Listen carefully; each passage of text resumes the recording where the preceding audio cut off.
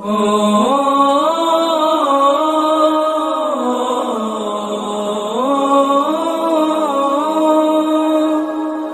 دین کی کوئی تلافی ہم مرنے کے بعد نہیں کرتے. اس دین کے بارے میں سوچو, ہم اپنے دین کی کتنی فکر کر رہے ہیں.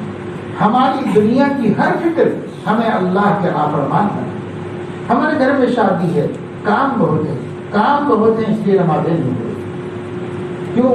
کام بہت ہے, تھک گیا بھائی, مجھے ہمارے گھر میں شادی ہونے والی ہے, یہ کام ہے, وہ کام ہے, میں کارڈ بانٹنے کے لیے گیا تھا, اور میں جو ہے باورچی سے بات کرنے کے لیے گیا تھا, میں تھک گیا, کیا عائشہ پڑھوں, دیکھیں گے پھر کبھی پڑھ لیں گے, تو جانا ہے. یعنی ہماری دنیا نہیں بگڑتی, اللہ کا دین بگڑتا ہے. ہم دنیا کی مصیبت نہیں چاہتے, آخرت کی مصیبت چاہتے ہیں. دین کی مصیبت سے نبی نے پناہ مانگی ہے, اور ہم دین کی مصیبتوں کو خوشی سے دیتے, خوشی سے دین کی مصیبتیں دیتے. یہ ہمارا حال. اس حال کو بدلنا ہوگا. اس کو بدلنے سے تبدیلی آئے گی, اور اگر اس کو نہیں بدلیں گے تو تبدیلی نہیں آئے گی. اللہ کی جھنجھوڑ ہے, اللہ کی جھنجھوڑ سے ہمیں سنبھلنا چاہیے. میں دوستو, ہر ایک کسی طرح دین کے طبقے اس سے وابستہ ہو, یا بالکل دین کے بظاہر نہ ہو وابستہ, صرف دنیا داری کرتا ہو, تجارت سے, زراعت سے, کاروبار سے, مزدوری سے, یا تعلیم سے وابستہ ہو, چاہے دین کی تعلیم سے, چاہے اسکول ایجوکیشن سے, کسی سے بھی ہو, کوئی بھی, ہر ایک اپنے کو بدلنے کا. ہم اگر ارادہ کریں کہ بدلنے کا, ہمارا ارادہ کرنے کی دیر ہے. ارادہ کرو اور ہمت کر قدم اٹھاؤ. یہ قدم صحیح جگہ پر پڑ جائے, یہ اللہ کا کام ہے, اور اللہ کریں, لیکن اٹھا تو دو انشاءاللہ. اللہ کا وعدہ غلط نہیں, اس کا وعدہ سچا ہے.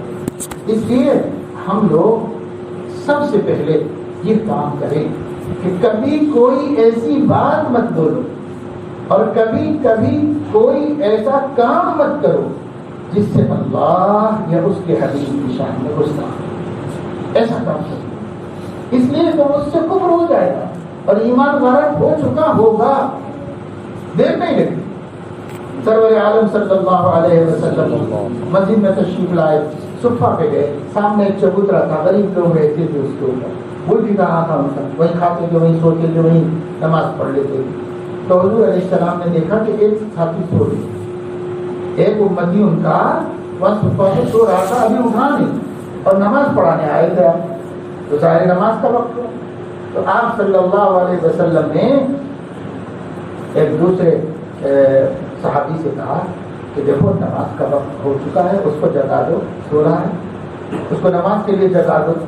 آپ بھی وہیں پر تھے, اور وہ وہاں پڑا سو رہا تھا. آپ بھی ایک آواز دیتے تو جاگ جاتا, لیکن آپ یہ فرما رہے ہیں دوسرے سے کہ ذرا اس کو نماز کے لیے جگا دو. انہوں نے جگا دیا. کہ جگانے سے پہلے پوچھا یا بعد میں پوچھا کہ یا رسول اللہ, آپ کو ہم دیکھتے ہیں کسی نیکی کے موقع پہ چوکتے نہیں ہیں, دوسرے سے آگے بڑھ کے ثواب کروا لیتے ہیں, اور نماز کے لیے جگانا بھی تو ایک نیکی تھی, تو آپ نے مجھ سے کیوں کہا کہ تم جگا؟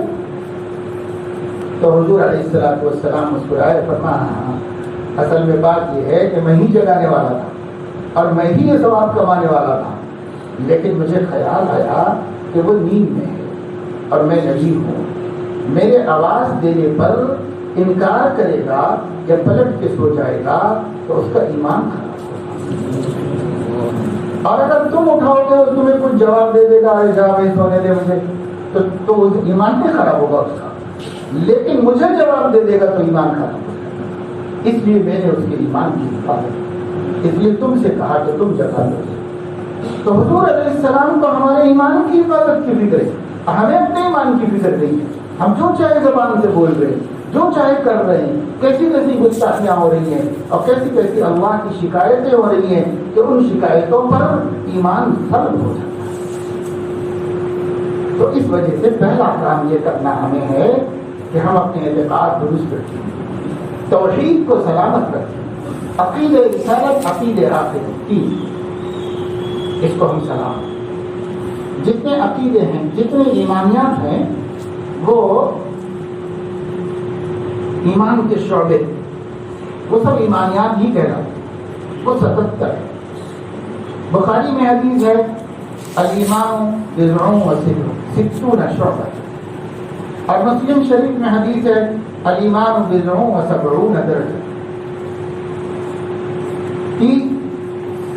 67 یا 77 67 یا 77 حضور علیہ السلام نے فرمائے کہ ایمان کے شعبے، یہ سب ایمان۔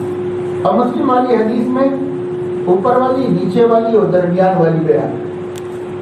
حضور علیہ السلام نے فرمایا اعلیٰ کلمۃ لا الہ الا اللہ، ایمان کی سب سے اعلیٰ شاخ، سب سے اعلیٰ شعبہ وہ توحید کا کامل ہونا ہے، توحید خالص اور معرفت کامل، یہ سب سے اعلیٰ، لا الہ الا اللہ میں سب آ جاتا ہے۔ اور ادناہا اماطۃ الاذی عن الطریق، راستے سے دکھ دینے، تکلیف دینے والی چیز ہٹانا، ہٹانا ایمان ہے، تو ڈالنا کفر ہے۔ ایمان کے مقابلے میں کیا ہے؟ ایمان کے مقابلے میں کفر ہے۔ راستے سے تکلیف دہ چیز ہٹانا ایمان ہے، اور جب وہ ایمان ہے تو ڈالنا جان بوجھ کے یہ کفر ہے۔ لیکن صاحب کیلے کا موز کی ٹھیلا جا رہا ہے، آپ نے گھر کے سامنے کھڑے ہو کے اس سے خرید لیا، کھایا اور وہیں پھینک دیا۔ آپ نے نہیں سوچا کہ کسی کو تکلیف دینے والی چیز راستے میں ڈالنا کفر ہے اور میں کفر کر رہا ہوں، حالانکہ مجھے پڑی ہوئی ہو تو ہٹا دینا چاہیے، یہ ایمان ہے، مجھے نہیں پڑا۔ حضور نے فرمایا اعلیٰ درجہ توحید اور ادنا درجہ راستے سے تکلیف دہ چیز ہٹانا، ہٹانا جو دیکھے وہ ہٹائے۔ راستے میں تکلیف دہ چیز ہٹاؤ، کوئی ایکسیڈنٹ، کوئی تکلیف، کوئی روڑا پڑا ہوا ہے، اینٹ کا ٹکڑا پڑا ہوا ہے، بچے کھیل رہے ہوں گے، پھینک دیے ہوں گے۔ جیسے ویسے بچے گلی میں کرکٹ کھیلتے ہیں اور اس کے لیے کچھ پتھر جما لیتے ہیں اور ان کا کھیل ختم ہوتا چلے جاتے ہیں۔ ان کو بھی سکھانا چاہیے کہ بیٹا یہ تم نے لا کے رکھا تھا تو جب کھیل ختم ہو جائے تو ہٹا دو۔ کوئی تو ان کو نصیحت کرتا، ان کو کوئی بھی نصیحت نہیں کرتا۔ وہاں سے گزرنے والا کوئی بڑا بزرگ امام صاحب، عالم صاحب، مؤذن صاحب، حافظ صاحب یا کوئی بھی نیک انسان وہاں سے گزرتے وقت بچوں سے بولے کہ دیکھو بیٹا کھیلو، ضرور کھیلو، لیکن یہ جو تم نے رکھا ہوا ہے نا اس کو جب جانا تو ہٹا کے جانا، کیونکہ یہ ایمان کے خلاف ہے۔ راستے میں کوئی چیز تکلیف کی ڈالنا یہ ایمان کے خلاف ہے، ہم کو ہم بتا کے جا سکتے۔ اور ہٹا دینا ایمان ہے تو سکھائے گا کون؟ بڑے بچوں کو سکھائیں گے تو وہ خود ایسا کریں گے۔ ایک دفعہ بول کے دیکھو، بچے اطاعت کرنے میں ہم سے آگے ہو۔ اطاعت بچوں کو یہ بات، بچے دیکھو بیٹا تم یہاں پر کھیل رہے ہو، یہ گیند جا کر کے کسی کا دروازے کا شیشہ توڑ دے گی، یہ گیند جا کر کے کسی کی آنکھ پھوڑ دے گی، کسی کے سر میں لگ جائے گی، یہ گناہ کی بات ہے۔ مومن ایسا نہیں کرتا، اس لیے تم لوگ فلاں پلاٹ پہ جا کے کھیل لو، فلاں میدان میں جا کے کھیل لو، ایسا بچوں کو سمجھا سکتے ہیں۔ ڈانٹ دیتے ہیں آ کے، غصہ کر دیتے ہیں تو وہ کس سے ڈرنے والے ہیں؟ کسی سے ڈرنے والے، لیکن انہیں اللہ رسول کی بات بتاؤ تو آخری ایمان ان کے سینے میں ہے، کیوں نہیں مانیں گے؟ اللہ رسول کی بات ضرور مانیں گے، لیکن بتائے گا کون؟ آج ہم اپنی نسلوں کو ڈانٹ تو دکھائے ہیں لیکن پیار نہیں دکھائے۔ اور پیار کہاں دکھاتے ہیں؟ پیار وہاں دکھاتے ہیں جہاں اللہ کی نافرمانی وہاں دکھاتے۔ اب بچہ کہہ رہا ہے کہ ادا ہوئی میں مسجد کہاں جاؤ، نماز پڑھی، نماز مانو، بیٹھ ہوا پہلے ہوم ورک کر، بعد میں جا کے نماز پڑھ۔ یہ ہم یہاں پیار آتا ہے، یہاں محبت آتی ہے بچوں کو، یعنی اور جہاں آنا چاہیے وہاں کچھ بھی نہیں، وہاں پر جو ہے جلاد بنا ہوا ہے باپ، جہاں شفیق بننا چاہیے تھا وہاں جلاد بن گیا، اور جہاں پر سختی کرنا چاہیے تھا، جلاد تو کبھی بھی نہیں بننا ہے لیکن ذرا سختی کرنا چاہیے تھا وہاں پر نرمی کرنا ہے، وہاں پر دیکھنا ہے، تو یہ نہ ہو۔ تو یہ ایک اوپر والا، درمیان میں فرمایا والحیاء شعبۃ من الایمان، حیا بھی ایمان کا ایک شعبہ ہے۔ شارحین حدیث کہتے ہیں اعلیٰ بتا دیا، ادنا بتا دیا، اور بیچ میں کتنے رہ گئے؟ چلو 77 مانو، 77 ہے، 77 میں سے اعلیٰ بتا دیا، ادنا بتا دیا، تو اب بیچ میں 75 ہے۔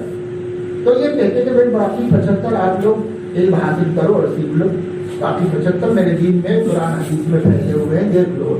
یہ فرماتے آپ لیکن ان 75 میں سے بھی ایک بتا دیا، اور وہ یہ ہے کہ الحیاء شعبۃ من الایمان، حیا بھی ایمان کا ایک شعبہ ہے۔ حیا، اور حیا کہتے ہیں آدمی کا نامناسب کام کرنے سے شرمانا، نامناسب کام کرنے سے شرمانے کو حیا، گناہ کرنے سے شرمانا، شرافت کے خلاف کام کرنے سے شرمانا، بے عزتی کا کام کرنے سے شرمانا، دنیا میں برا سمجھا جاتا ہو اس کام سے شرمانا، دین میں جس کو برا کہا ہو اس سے شرمانا، یہ حیا ہے۔ یہ جس کی فطرت میں ہے وہ مومن ہے، اور جس کی فطرت میں نہیں ہے وہ مومن نہیں، یا اس کا ایمان ناقص ہے، ناقص ہے، ایک شعبہ کم ہے اس کے ایمان میں۔ اور شارحین حدیث فرماتے ہیں اور بھی تو بہت ہیں، وہ سب چھوڑ کے یہی کیوں حضور نے کہا؟ تو کہتے ہیں اس لیے کہ حیا سبب بنتی ہے گناہوں سے بچنے کا، اور حیا سبب بنتی ہے نیکیوں کے کرنے کا۔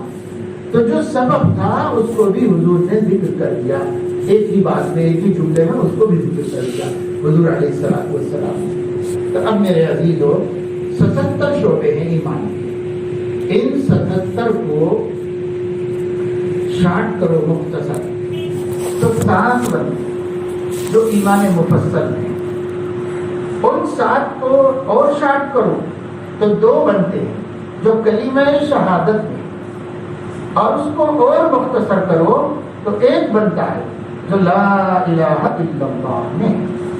تو ہمارا ایمان کے 77 شعبے کم سے کم، اور شارحین حدیث نے جمع کر دی، میں نے بھی جمع کر دی۔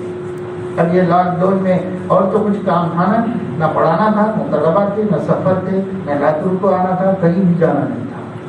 تو اللہ نے توفیق دی، ہم نے کہا بھائی بیٹھ کے کچھ کام کرو، جو کام نہیں ہو سک رہے تھے وہ کام اب نمٹا لو یہاں لگے۔ تو کئی کام ہوئے الحمدللہ۔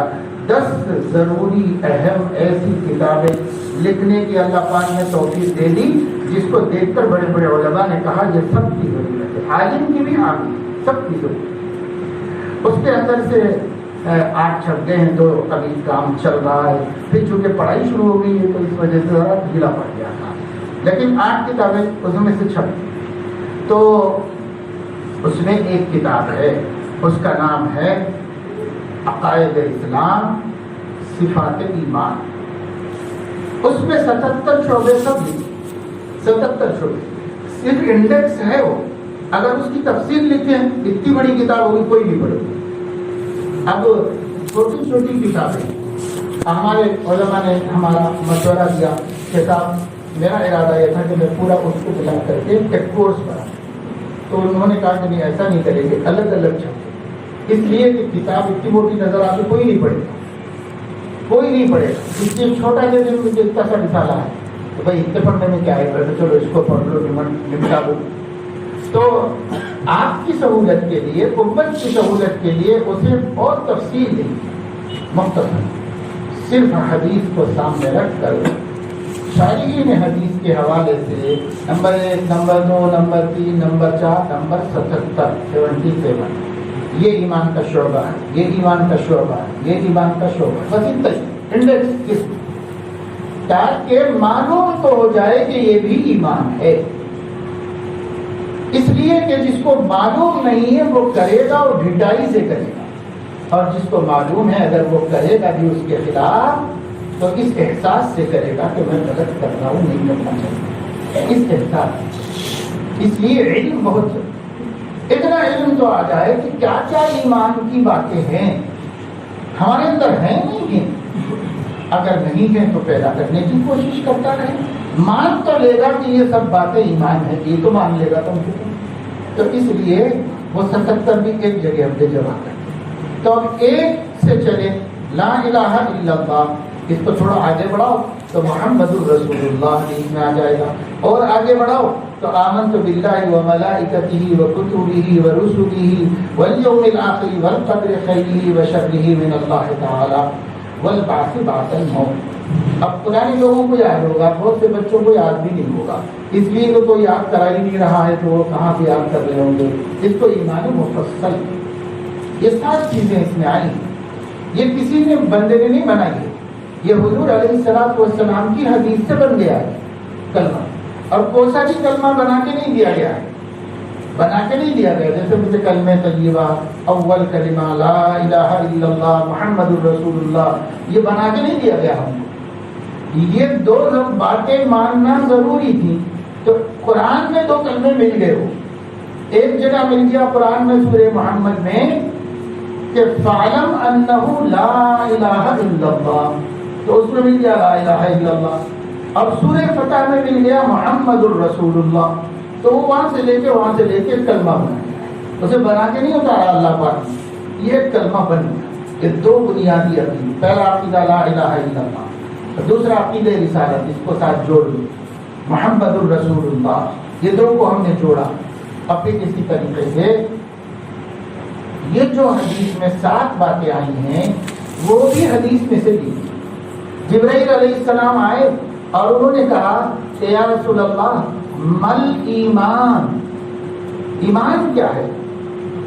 تو حضور علیہ السلام نے فرمایا الایمان ان تؤمن باللہ وملائکتہ وکتبہ ورسلہ والیوم الآخر والقدر خیرہ وشرہ من اللہ تعالی.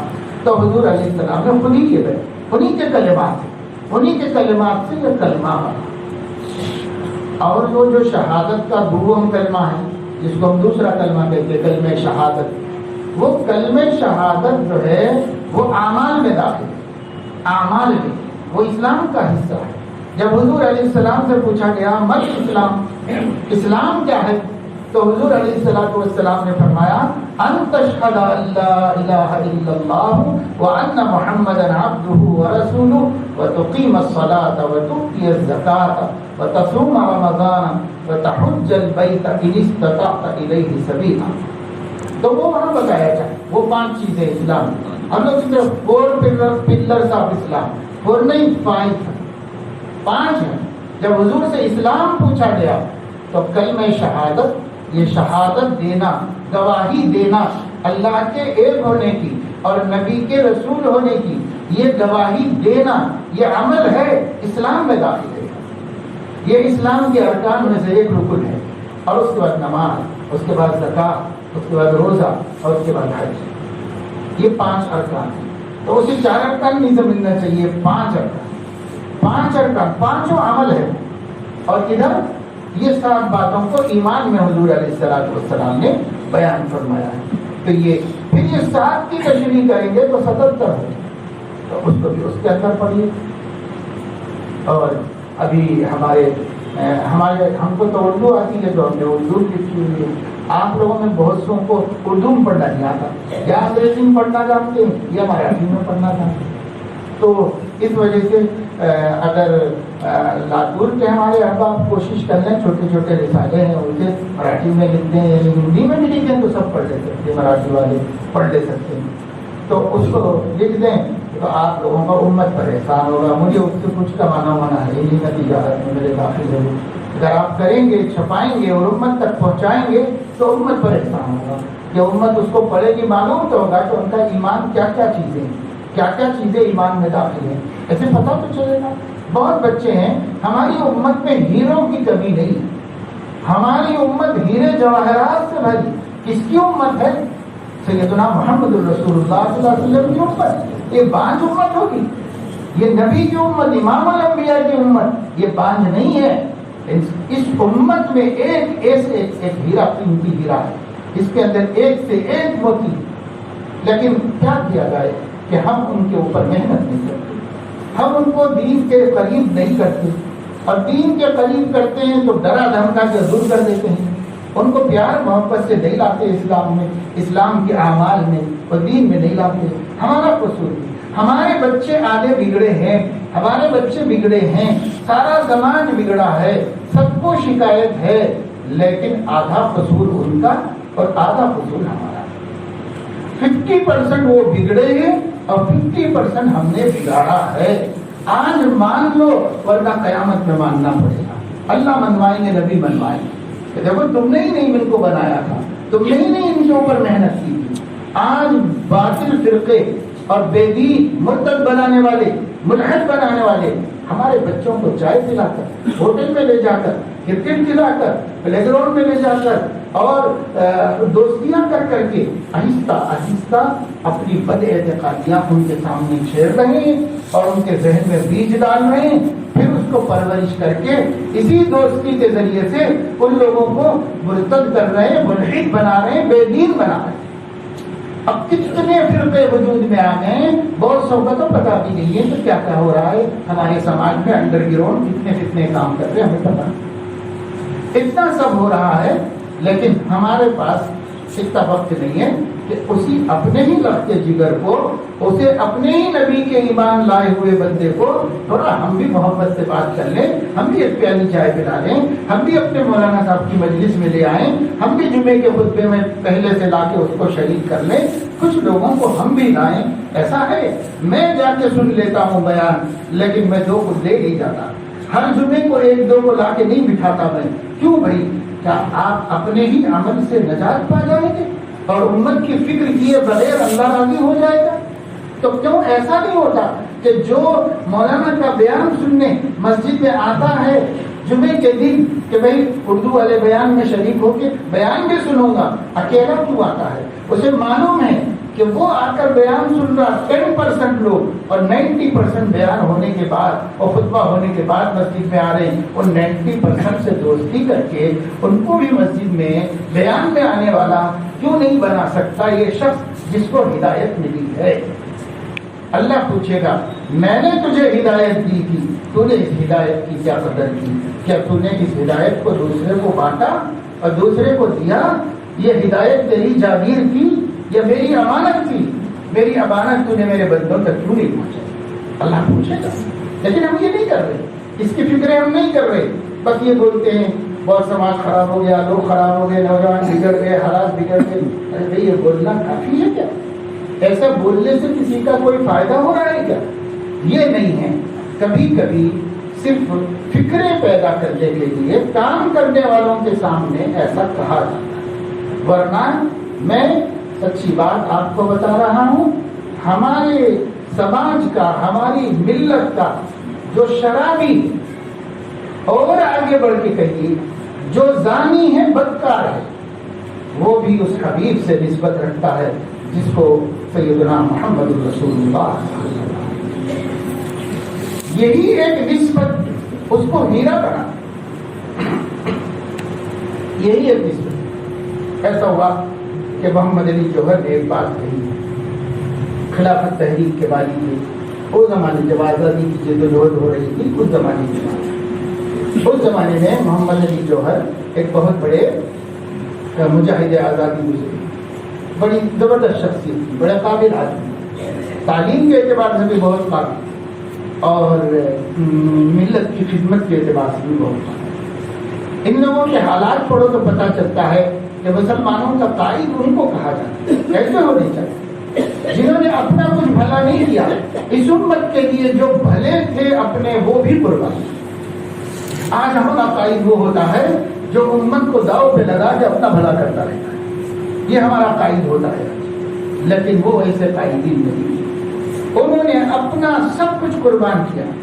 بعض دفعہ آنکھ میں آنسو آ جاتے ہیں۔ محمد علی جوہر کے بارے میں نے ان کے حالات میں پڑھا، مولانا عبد الماجد دریابادی نے لکھا، انہوں نے اپنی آنکھوں سے دیکھا ہوا لکھا کہ کہیں جانا تھا تو کام کرتے رہے، کام کرتے رہے، اور جب کاموں سے فارغ ہوئے، ایک جگہ فساد ہو گیا تھا تو وہاں پہنچ گئے تھے اور جا کر وہاں پر رات تمام کام کیا، ساتھ میں کچھ مہمان بھی چلے تھے، ان مہمانوں کو جہاں ڈاک بنگلے میں ان کا ٹھہرنے کا انتظام کیا گیا تھا، وہاں جانے کے بعد ان کو سلا دیا کھانا وانا کھانے کے بعد، اور جب سب سو گئے تو چپکے سے اٹھ کے چلے گئے اور مقامی لوگوں سے کہا کہ چلو کس کس کے گھر جلے ہیں اور کیا کیا ہوا ہے دیکھیں، میرے پاس ٹائم نہیں، تو وہ رات تمام گشت کرتے رہے اور ساتھ میں آنے والوں کو سلا دیا۔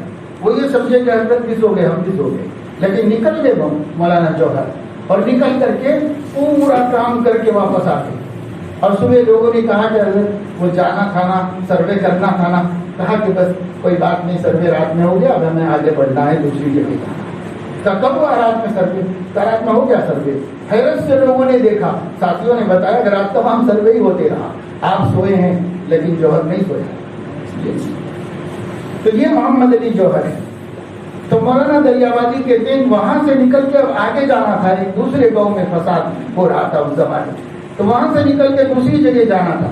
اسٹیشن پر آئے ٹکٹ لینے کے لیے، شیروانی کے ہر جیب میں ہاتھ ڈالا تو اتنے پیسے نہیں نکلے کہ ٹکٹ خرید سے اتنے پیسے نہیں نکلے۔ بعض ساتھیوں نے ان کا بھی ٹکٹ لیا، اپنا بھی ٹکٹ لیا، تو جنرل بوگی میں کھڑے ہو کر کے دوسرے گاؤں میں چلے اور پھر وہاں جا کر وہاں کے حالات کا تجزیہ کیا۔ تو یہ محمد علی جوہر ہے۔ میں بتا رہا ہوں کہ ہمارے جن لوگوں نے ہمیں یہ ملک دیا ہے وہ آج ہمارے طرح کے قائدین نہیں تھے، وہ قائدین ملت کے لیے جی رہے تھے، اپنے خزانے بنانے کے لیے اور سوئس کھاتے بھرنے کے لیے نہیں جی رہے تھے، وہ یہاں ملت کے لیے جی رہے تھے۔ ان کو کھانا وقت پہ نہیں ملتا تھا، ان کے جیب میں ٹکٹ لینے کو پیسے نہیں ہوتے تھے، اور وہ کام کر رہے تھے اور اس ملت کو آزادی دلاتے اس ملت کو آزادی دلاتے تھے۔ اب کیسے؟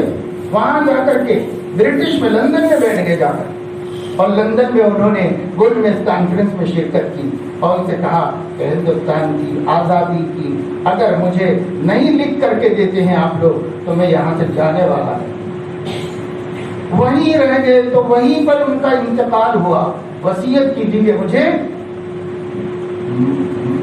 مغصوبہ زمین میں دفن نہ کیا جائے، جسے انگریزوں نے غصب کیا ہے اس ہندوستان میں دفن نہ کیا جائے، مجھے بیت المقدس میں لے جا کے دفن کیا جائے۔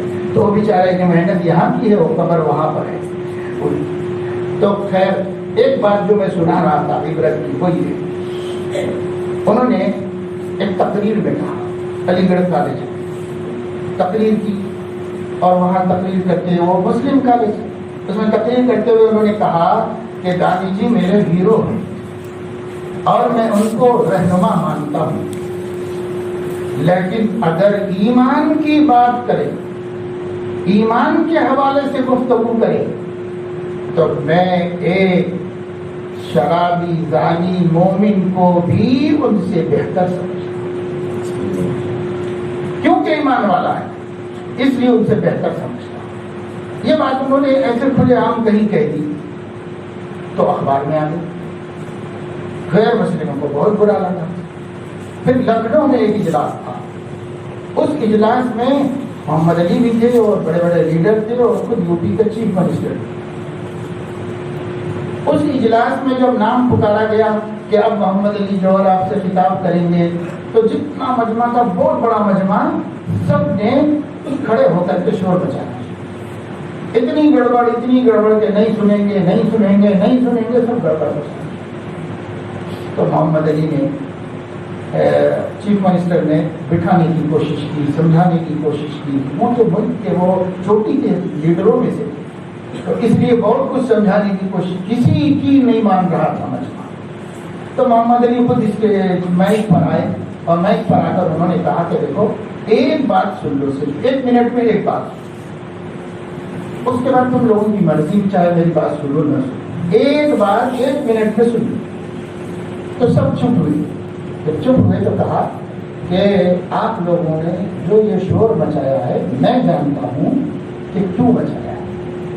میں نے کل علی گڑھ کالج کے اعلان پر جو تقریر کی تھی اس تقریر سے آپ کو تکلیف ہے اور شکایت ہے، اسی لیے ہے نا یہ سب۔ تو کہا کہ اگر آپ مجھ سے اس کے بارے میں جاننا چاہتے ہو تو سب بیٹھ جاؤ۔ بیٹھ گئے سب لوگ۔ محمد علی نے کہا یہ مت سمجھو کہ وہ مسلم کالج میں مسلمانوں کے سامنے میں نے یہ بات کہی، یا پورا مجمع ہندو مسلم سب کا ہے، پورے مجمع میں میں یہ بات کہہ رہا ہوں کہ گاندھی جی میرے لیڈر ہیں، ہیرو ہیں، میں انہی کی قیادت میں جد و جہد آزادی کر رہا ہوں اور اس ملک کے لیے لڑ رہا ہوں، لیکن جہاں تک میرے عقیدے کی بات ہے، جس نے میرے اللہ کی توحید اور میرے نبی کی رسالت کا اقرار کیا ہے، وہ اگر زانی ہے، شرابی ہے، تو بھی میرے لیڈر سے بہتر ہے۔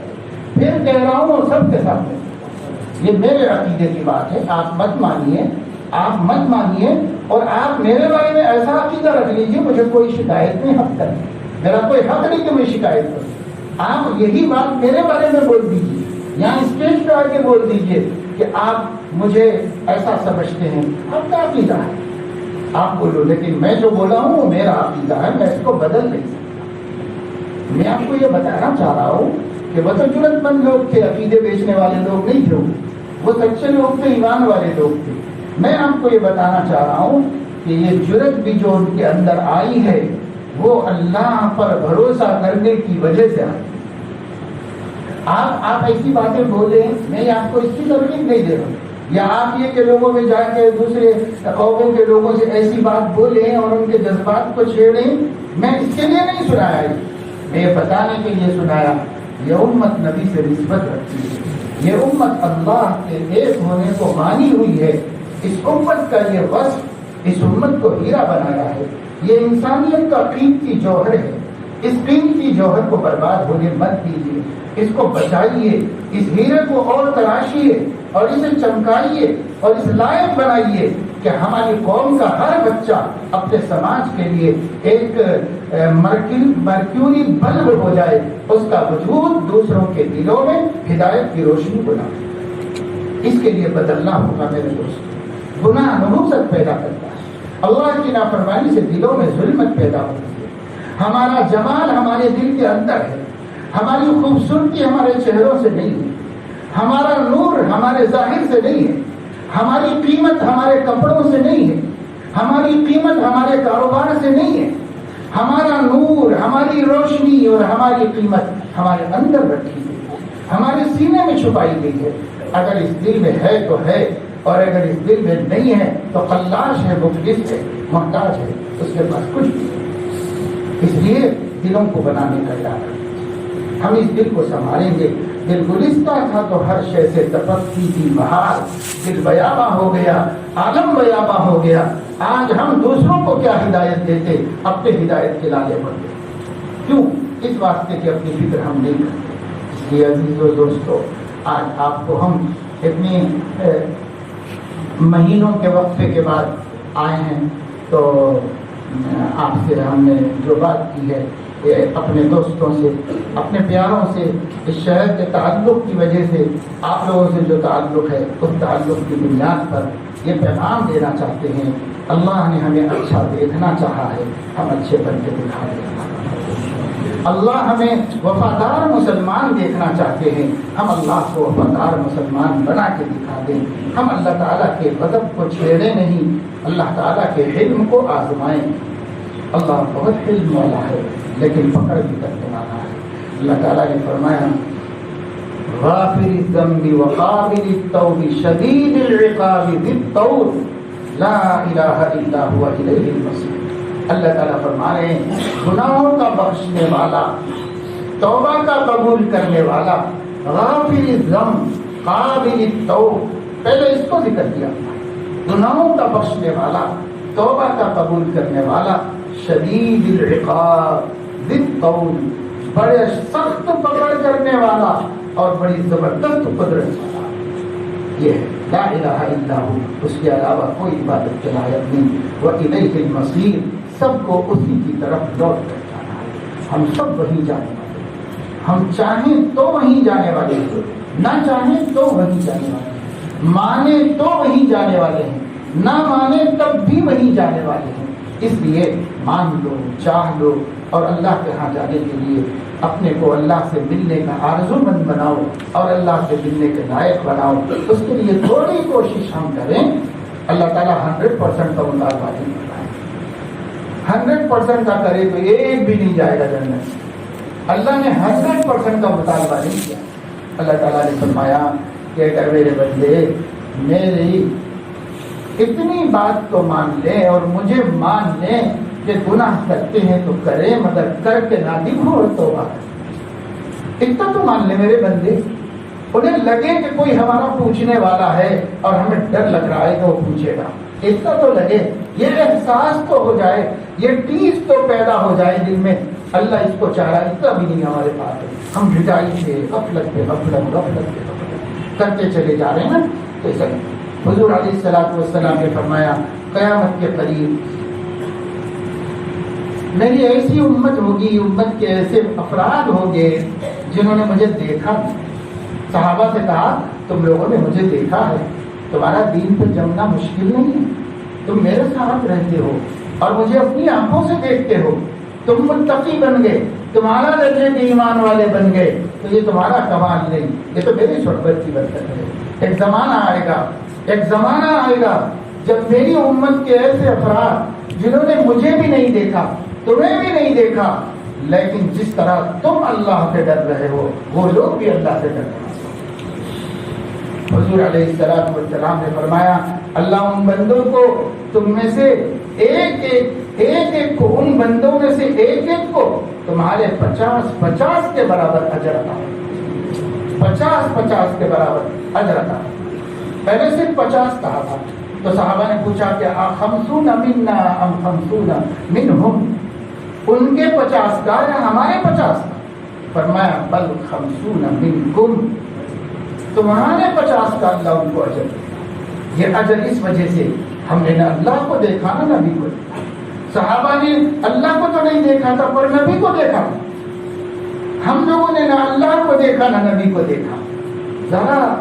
ذرا قربانی دے دو میرے دوستوں، ذرا ہمت کر لو عزیزو، گناہ سے بچ جاؤ، پھر بھی کہیں ہو جائے تو توبہ کر لو، نادم ہو جاؤ، بس اتنا آسان نسخہ ہے۔ اللہ کو ہمیشہ راضی رکھو، ایک لمحہ اس طرح نہ گزرے ہمارا مولا ہم سے ناراض ہے، ایک لمحہ ایسا نہ گزرے۔ اللہ کو راضی کرو، یا تو نیکی کر کے راضی کرو یا پھر توبہ کر کے راضی کرو، مگر راضی رکھو اللہ تعالیٰ کو، ناراض مت کرو۔ اللہ کے کرم آئیں گے، اللہ کے رحم آئیں گے، اللہ حالات کو بدلے گا، مصیبتوں کے دن پلٹے گا، اللہ تعالیٰ ظالموں کا تسلط ختم کرے گا اور ہمارا اچھا چاہنے والوں کو ہم پر حکمراں بنائے گا۔ سب کرنے پہ قادر ہے، سب کر کے دکھائے گا، ذرا ہم بدل کے دکھا دیں، اللہ تعالیٰ بدل کے دکھا دیں۔ 10% دین پہ آ جاؤ۔